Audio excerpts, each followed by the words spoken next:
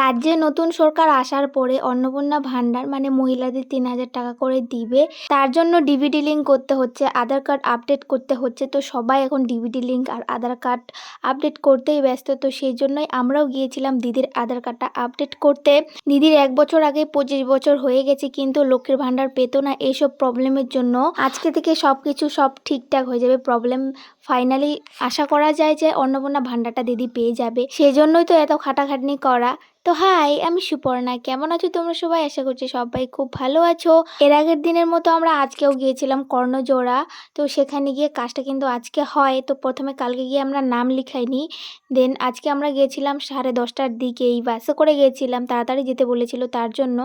তো একটা কম্পিউটার দোকান থেকে এখানে আমরা পোস্ট অফিসে চলে আসি। আর ভীষণই রোদ গরম করছিল, একটা গাছের নিচে আমরা ওয়েট করছিলাম। আর এগুলো করার জন্য সব জায়গায় ভিড়, পোস্ট অফিস, কম্পিউটারের দোকান, সব জায়গায় প্রচুর ভিড়।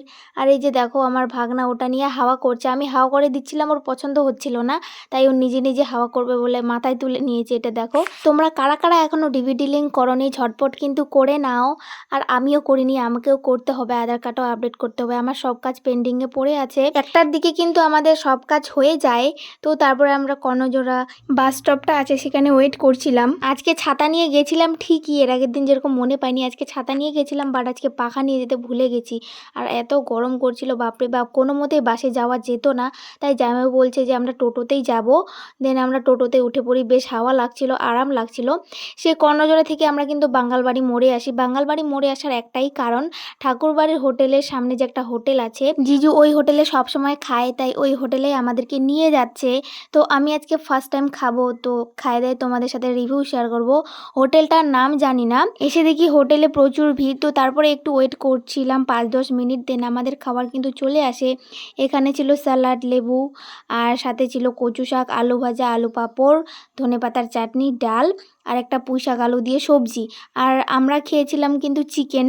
মাছ আমার অতটা ভালো লাগে না, এর একদিন মাছ খেয়েছিলাম, মোটামুটি ছিল ওই মাছটা, বাট চিকেনটাই আমার বেশি ভালো লাগে। তো আলু ভাজা পরে আরও নিয়েছিলাম, মানে আলুর চিপসটা দারুণ খেতে হয়েছিল, কিন্তু আমি অনেকটা ভাত খেয়েছি, তৃপ্তি করে খেয়েছি, সত্যি বেশ ভালো। আর এই যে দেখো বাঙালবাড়ি মোড়ের পাশেই একদম দোকানটা, দোকানের কিন্তু কোনো নাম নেই। জিজ্ঞাসা করেছিলাম নাম দেয়নি কেন, কি জানি একটা বললো, ভালো করে বুঝতে পারিনি।